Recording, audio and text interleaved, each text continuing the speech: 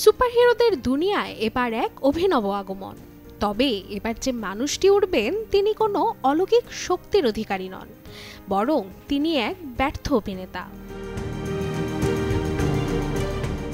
Marvel নিয়ে আসছে এক অন্যরকম গল্প, ওয়ান্ডারম্যান, যেখানে সুপারহিরো নয়, স্পটলাইটে থাকবে এক স্বপ্নবাজ মানুষের লড়াই। ডিজনি প্লাসের এই নতুন সিরিজে এমি জয় ইয়াহিয়া আব্দুল মাতিন অভিনয় করেছেন সাইমন উইলিয়ামসের চরিত্রে, এক সংগ্রামী অভিনেতা যার জীবনের একমাত্র স্বপ্ন তার শৈশবের নায়ক ওয়ান্ডারম্যানের চরিত্রে অভিনয় করা। সিরিজটিতে আরও আছেন বেন কিংসলে, যিনি ফিরেছেন তার আগের চরিত্র ট্রেভার স্ট্যারি নিয়ে। আসছে নতুন বছরের ২৭ জানুয়ারি। মার্ভেল স্টুডিওজের ব্যানারে ডিজনি প্লাসে স্ট্রিমিং হতে চলেছে ওয়ান্ডারম্যান সিরিজটি। Desk report, channel 24।